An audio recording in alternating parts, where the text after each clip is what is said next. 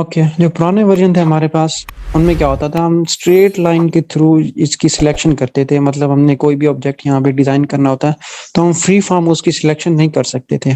तो सीसी से बाद में, सॉरी, सीसी से जो पहले वर्जन थे वहाँ हम स्ट्रेट लाइन होती थी। जो सीसी उन्होंने वर्जन यहाँ पे अपडेट किया है, तो उसमें उन्होंने इस पाथ फाइंडर को थोड़ा सा मजीद अपडेट करके हम एक टूल में यहाँ पे डिवाइड करते हैं, जिसका नाम उन्होंने शेप बिल्डर टूल रखा है। नाम से ही जाहिर हो रहा है कि कोई ना कोई शेप बनाई जा रही है या उसमें कोई ना कोई चेंजिंग की जा रही है। शेप बिल्डर, अब इतनी आसान लैंग्वेज में उन्होंने इसका नाम रख दिया है, तो आप लोगों को समझने में बहुत ज्यादा आसानी होगी। शेप बिल्डर का जो मेन काम होता है, उनमें जो हमारे पास दो तीन चार कोई भी हमारे पास ऑब्जेक्ट होते हैं, उनको उसने यहाँ या तो उसमें से ऑब्जेक्ट्स को, जो हमारे पास स्पेसिफिक एरिया होता है उसको या तो डिलीट करना होता है, या उन सब ऑब्जेक्ट्स को मिला के एक ही शेप में कन्वर्ट करना होता है। ये हमारे पास शेप बिल्डर का कुछ काम होता है। इसकी थोड़ी सी एक्सप्लेनेशन मैं इसके पैनल को यहाँ पे सिलेक्ट करके आपको देना चाहूंगा, तो आपको इजीली समझ आ जाएगी। शेप बिल्डर टूल के जो ऑप्शन है वो किस तरह आएंगे, आप इसके ऊपर शेप बिल्डर टूल के ऊपर जाके डबल क्लिक करोगे तो हमारे पास कुछ इसके ऑप्शंस शो हो जाएंगे। टॉप वन पे हमारे पास गैप डिटेक्शन। मैं आपको पहले बता चुका हूँ कि शेप बिल्डर टूल या तो दो ऑब्जेक्ट के थ्रू हम ले सकते हैं या दो से ज्यादा ऑब्जेक्ट्स के थ्रू ले सकते हैं। ठीक है, उनमें या तो हम दोनों ऑब्जेक्ट्स को, तीनों ऑब्जेक्ट्स को एक ही ऑब्जेक्ट में बना देंगे, या उनमें से किसी भी एक एरिया को सिलेक्ट करके हम उसे डिलीट कर देंगे। तो उस हिसाब से इन्होंने जो पहला पहला ऑप्शन रखा है वो है गैप डिटेक्शन। गैप डिटेक्शन क्या चीज है? गैप डिटेक्शन है कि एक शेप से दूसरी शेप के दरमियान जो हमारे पास फासला होता है उसे डिटेक्ट करने के लिए गैप डिटेक्शन का इस्तेमाल किया जाता है। अब एक शेप से दूसरी शेप कैसे, लाइक मैंने यहाँ पे एक सर्कल ड्रा किया हुआ था, दूसरा भी यहाँ पे सर्कल ड्रा किया हुआ था, उन दोनों शेप्स के दरमियान जितना भी हमारा फासला होगा वो automatically shape builder tool default में उसे डिटेक्ट कर लेगा। डिटेक्ट किस तरह करेगा वो हम उसे खुद असाइन करेंगे कि आपने इस तरह ही डिटेक्ट करना है। टॉप पे हमारे पास ऑप्शन आ रहा है कि स्मॉल, कि अगर ऑब्जेक्ट बिल्कुल क्लोज है तो वो स्मॉल के थ्रू ही करें, अगर ऑब्जेक्ट थोड़े से फासले पे हो तो मीडियम रेंज में उसे डिटेक्ट कर ले, या हमारे पास लार्ज रेंज होती है। ये तीन रेंज तो सब जानते हैं, लेकिन लास्ट पे हमारे पास एक ऑप्शन आ रहा है कस्टम का। इस कस्टम का क्या मतलब है? मैंने इसको सिलेक्ट किया तो मेरे पास एक सामने इसका जो ये वाला पैनल था ये भी ओपन हो गया, हाईलाइटेड हो गया, मतलब इसमें हम अब चेंजिंग कर सकते हैं। अब इसके सामने जो छोटे दो एरोस आए हुए हैं, इस ये आपको जहां पे भी नजर आए, इसका मतलब ये है कि इनकी जो उसके सामने वैल्यूज लिखी होंगी उनको हम इंक्रीज या डिक्रीज कर सकते हैं। ठीक है, यहाँ पे मेरे पास पॉइंट में कुछ वैल्यूज दी गई, अगर मैं नीचे वाले एरो को सिंगल क्लिक करता हूँ तो यहाँ पे देखो उसकी वैल्यू एक पॉइंट नीचे गिरी है। अब मैं मजीद करता हूँ, एक पॉइंट मजीद नीचे गिर जाएगी। इसी तरह अगर मैं ऊपर वाले एरो को करता रहूंगा तो उसकी वैल्यू इंक्रीज होती जाएगी। सपोज कर लें यहाँ पे आपके पास 9 पॉइंट है, अगर आपको कुछ एक्स्ट्रा पॉइंट चाहिए लाइक 100 समथिंग, तो उसके लिए फिर आप क्या करते रहोगे, क्या आप यहाँ पे जाके बार बार क्लिक करते रहोगे इस तरह? तो इस तरह तो आपको काफी ज्यादा टाइम लग जाएगा। तो आप क्या करो, इस पैनल पे जाके डबल क्लिक करो तो ये पूरी वैल्यू सिलेक्ट हो जाएगी। आपको जितनी भी वैल्यू रिक्वायर्ड है आप यहाँ पे जाके लिख सकते हो। ठीक है, इस तरह हम अपने जो दो शेप्स के दरमियान गैप डिटेक्शन होती है, हम उसे अपनी वैल्यू, कोई सी भी वैल्यू असाइन कर सकते हैं शेप बिल्डर टूल को। नेक्स्ट हमारे पास ऑप्शन आ जाता है कि consider open field path as closed. इसका क्या मतलब होता है? एक हमारे पास होता है फिल, जैसे हमने सेकंड क्लास में आई थिंक डिस्कस किया था। एक हमारे पास होता है फिल, दूसरा हमारे पास होता है स्ट्रोक। शेप बिल्डर टूल में हमारे पास क्या सीन होता है कि हम मोस्टली जो काम कर रहे होते हैं फिल में ही कर रहे होते हैं। ठीक है, स्ट्रोक में इतना कोई काम नहीं होता हमारे पास शेप बिल्डर टूल में। सपोज कर लें कि आप एक बड़ा काम कर रहे हैं और उसमें आप से मिस्टेक हो गया है कि आपने जो दो शेप्स ड्रा की हुई थी उनमें आपके पास एक जो फिल वाला था वो आप गलती से उसे स्ट्रोक में कन्वर्ट कर गए हो। जब आप उसे शेप बिल्डर थ्रू टूल के थ्रू एक ही ऑब्जेक्ट में कन्वर्ट करोगे तो वो क्या कर देगा, ऑटोमेटिकली उसे फील्ड पाथ में कन्वर्ट कर देगा। इसका मतलब ये है कि यहाँ पे सपोज कर लो मैंने एक सर्कल लिया होता, उसमें कोई सा भी कलर फिल था, और उसके साथ ही मैंने एक और सर्कल लिया होता थोड़ा सा डिजाइनिंग में, या मैं पॉलीगॉन ले लेता हूँ, कोई सा भी डिजाइन ले लेता हूँ ऑब्जेक्ट, तो उसमें मैं यहाँ पे अगर सपोज कर लें कि मैं सिर्फ स्ट्रोक पे ही काम कर रहा होता हूँ, जब मैं शेप बिल्डर टूल के थ्रू आपको उनको दोनों को एक साथ एक ही ऑब्जेक्ट में मर्ज करूंगा तो जो मेरा जो रिजल्ट आएगा, जो आउटपुट होगी वो ऑटोमेटिकली फील्ड में ही आएगी। ठीक है, उसमें कोई स्ट्रोक का काम नहीं होगा। बस ये ऑप्शन इन्हीं के लिए यहाँ पे इस्तेमाल किया गया है। इन मर्ज मोड क्लिकिंग,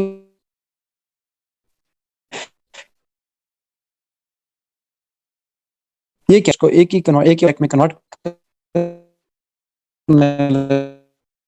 करूंगा तो मैं ऑब्जेक्ट को अलग अलग हिस्सों में, अलग अलग पार्ट्स में डिवाइड कर सकता हूँ। ये जितनी भी थ्योरी बता रहा हूँ आपने माइंड में रखनी है, जब मैं इसको प्रैक्टिकल करूंगा तो आपको क्लियरली समझ आ जाएगी। नेक्स्ट हमारे पास ऑप्शन आ रहा है कि पिक कलर फ्रॉम। ये कलर फ्रॉम क्या चीज़ है? अब फिलहाल मेरे पास है कलर स्वॉचेस।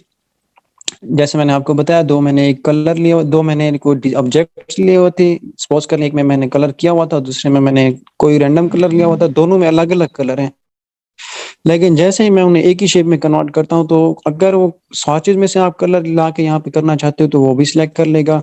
और नेक्स्ट हमारे पास होता है आर्ट वर्क का।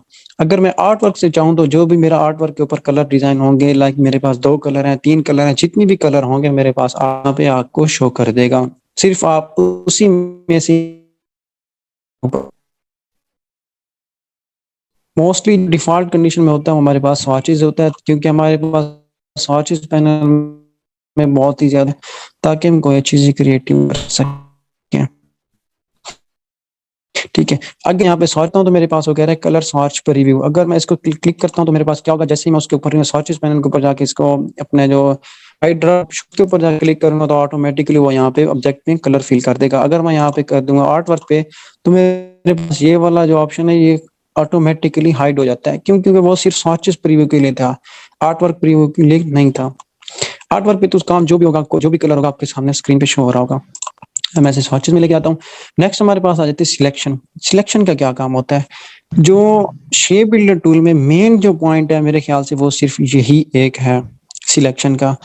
Straight line, straight line pathfinder में आप देख लें कि 2 ऑब्जेक्ट्स को मर्ज कर रहा है तो स्ट्रेट लाइन के थ्रू ही कर रहा है। इसमें से कुछ ऑब्जेक्ट्स को डिलीट कर रहा है, स्ट्रेट लाइन के थ्रू ही कर रहा है। इसी तरह जैसे जैसे आप शेप्स को देखते जाओगे आपको समझ आती जाएगी कि क्या हो रहा है।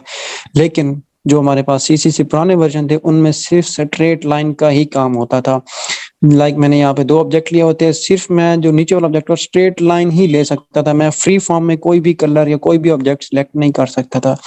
तो ये तो पुराने वर्जन वाली बात है। अगर आप स्ट्रेट लाइन पे रखना चाहते हो तो बस आप सीसी से पुराना वर्जन यूज कर लो, वो बेहतर है। तो जो हमें बेनिफिट मिल रहा है सीसी वर्जन का वो यही है कि हम फ्री फॉर्म में इसकी सिलेक्शन कर सकते हैं।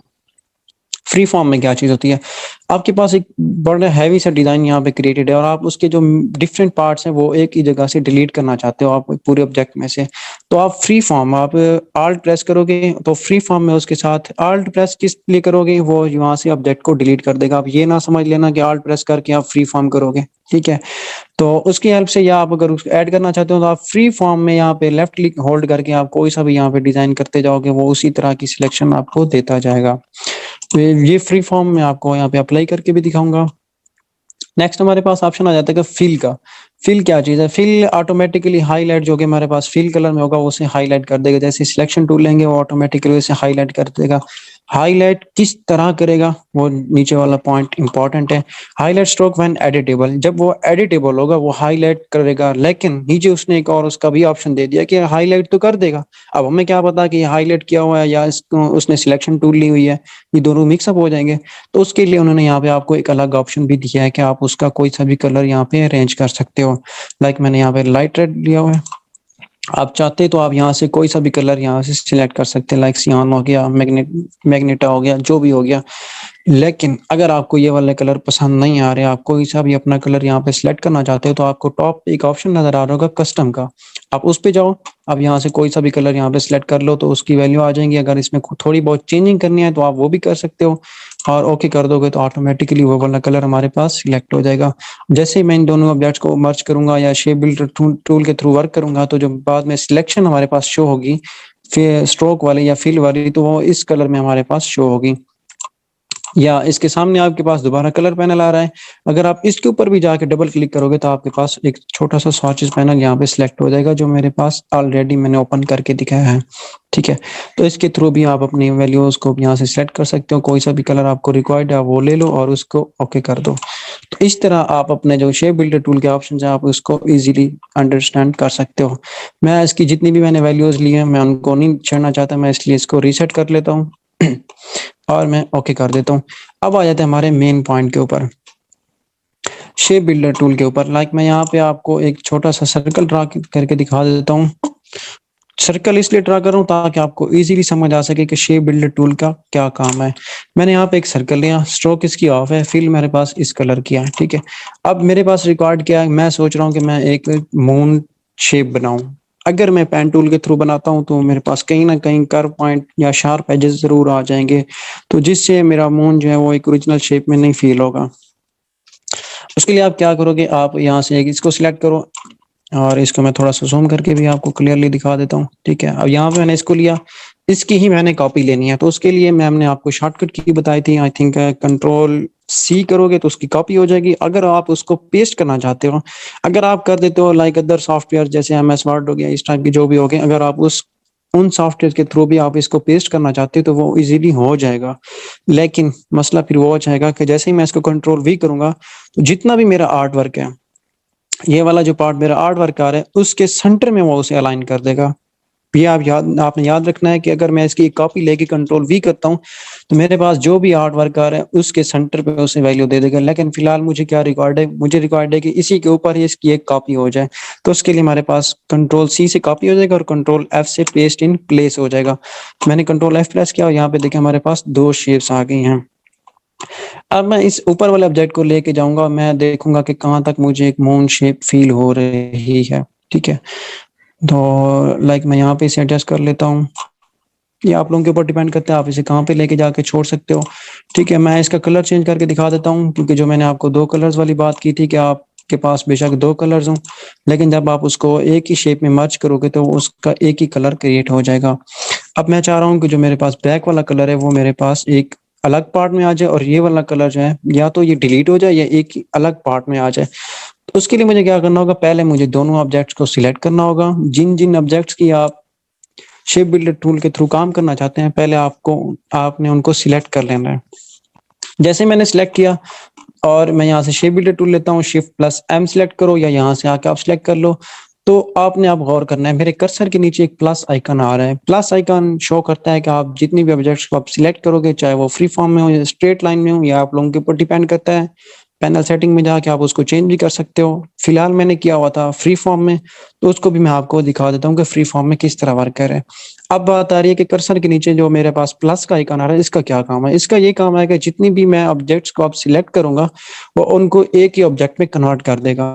ठीक है, अगर यहाँ से मैं Alt की प्रेस करता हूँ, अब मैंने Alt की होल्ड रखी है, तो मेरे कर्सर के नीचे एक माइनस ऑप्शन आ रहा है कि मतलब मैं जितनी भी आप सिलेक्शन करूंगा वो ऑटोमेटिकली उसे यहाँ से डिलीट कर दें।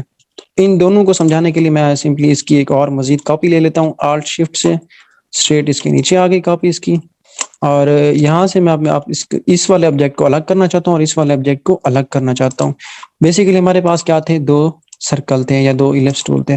अब मैंने इन दोनों को सिलेक्ट किया, शेप बिल्डर टूल ली और यहाँ पे आके यहाँ पे देखें एक पार्ट जो हमारे पास अलग शो हो रहा है, यानी कि इसकी स्प्लिट जो हमने पढ़ा था, स्ट्रोक के ऊपर जाके भी आप क्लिक करो तो उनको स्प्लिट कर देगा। अब मैंने क्या किया, सिर्फ इनको सिलेक्शन किया और शेप बिल्डर टूल लिया, तो ऑटोमेटिकली उसने इसके जो स्ट्रोक वाले पार्ट थे उनको स्प्लिट कर दिया। मुझे स्प्लिट करने की जरूरत ही नहीं पड़ी, जितना हमने पढ़ा वो यहाँ पे डिस्कस कर रहे हैं। अब मैं क्या चाह रहा हूँ, ये वाला पार्ट और ये वाला पार्ट एक ही ऑब्जेक्ट में कन्वर्ट हो जाए और ये वाला जो बैक वाला पार्ट है हमारे पास इस कलर में, ये एक सेपरेट हमारे पास ऑब्जेक्ट क्रिएट हो जाए। उसके लिए क्या करूंगा, मैं सिंपली यहाँ से देखें तो फ्री फॉर्म सिलेक्शन हो रही है। देखिए मैं अपने माउस को ऊपर नीचे कहीं पे भी लेके जा रहा हूँ तो मैं इजीली अपनी सिलेक्शन क्रिएट कर रहा हूँ।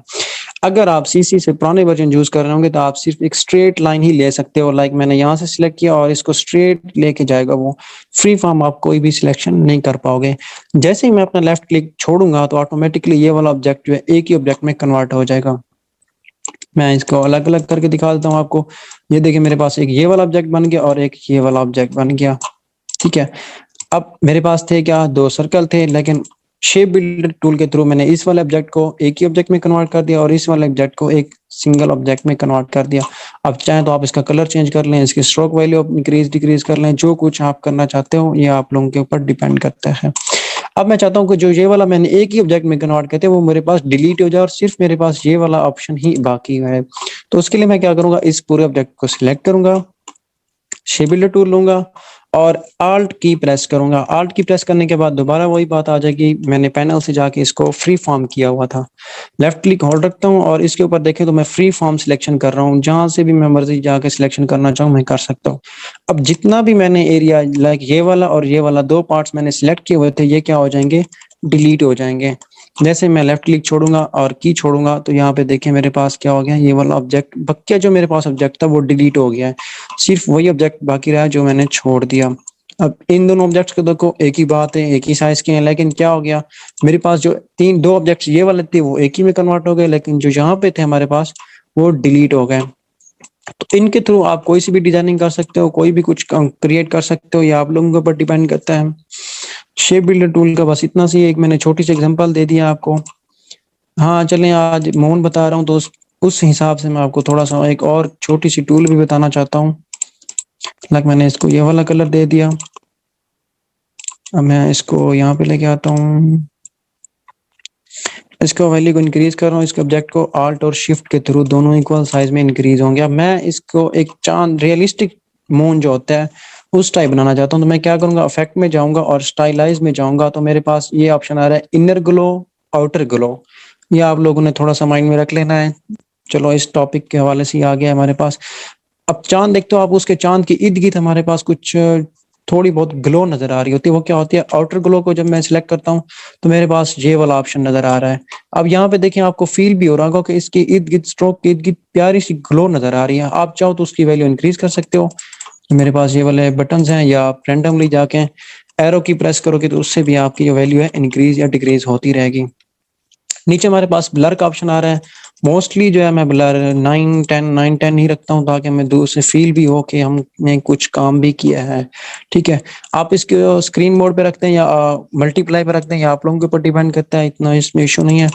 यहाँ से जाके आप अपने कलर भी सिलेक्ट करते हो कि आप उसको किस तरह का जो ब्लर है वो देना चाहते हो। लाइक मैंने ये वाला किया, लेकिन वो मुझे शो ही नहीं हो रहा क्योंकि दोनों का कलर मिक्स हो रहा है। अब मैंने ये वाला हल्का सा कर ले लिया, और प्रीव्यू आपका ऑन होना चाहिए ताकि आप जो भी इसमें चेंजिंग करते रहोगे वो आपको सामने नजर आती रहे। आप सपोज कर ले मैंने प्रीव्यू इसका ऑफ किया हुआ था और इसकी वैल्यू को मैं इंक्रीज या डिक्रीज कर रहा हूँ। सॉरी, जब मैंने इसको सिलेक्ट किया था ऑलरेडी इसका प्रीव्यू ऑन था, इसलिए ऑटोमेटिकली इसे डिटेक्ट कर रहा है। तो प्रीव्यू ऑन करके आप इसकी वैल्यूज में जो भी चेंजिंग करते रहोगे वो आपको सामने शो भी होती रहेंगी। अब मैं इसको ओके करता हूँ तो मेरे पास ये वाला ऑब्जेक्ट और ये वाला ऑब्जेक्ट, इन दोनों में काफी सारा डिफरेंस होगा।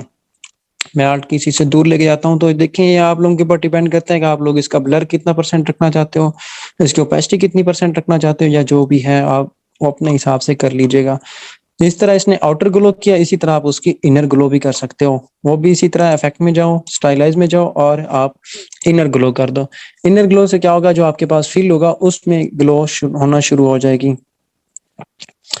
इसमें मैं कुछ वैल्यूज इंक्रीज कर रहा हूँ। व्हाइट कलर है तो इससे मुझे अंदाजा भी नहीं होगा कि कौन सी चेंजिंग हो रही है। लाइक मैं ये वाला कलर ले लेता हूँ, इसका प्रीव्यू भी ऑन है। तो यहाँ पे देखें, जो एक्स्ट्रा से हमारे पास ऑप्शंस थे वो ऑटोमेटिकली उसको इन अंदर की तरफ उसकी ग्लो कर रहे हैं। पहले हमारे पास क्या था, उसके बाहर की तरफ ग्लो कर रहा था, अब उसको अंदर की तरफ ग्लो कर रहे हैं। ब्लर वैल्यू आप अपने हिसाब से एडजस्ट कर सकते हो, जितनी भी आप रखना चाहते हो। ये आप लोगों के ऊपर डिपेंड करता है, आप इनसे जितनी भी अच्छी क्रिएटिविटी करना चाहते हो कर सकते हो, ये आप लोगों के ऊपर डिपेंड करता है। ठीक है, तो इस तरह हमने शेप बिल्डर टूल भी देख लिया और थोड़ा सा स्टाइलाइज वाला ऑप्शन भी डिस्कस कर लिया। शेप बिल्डर टूल में आपका कोई क्वेश्चन है तो आप पूछ सकते हैं मुझसे।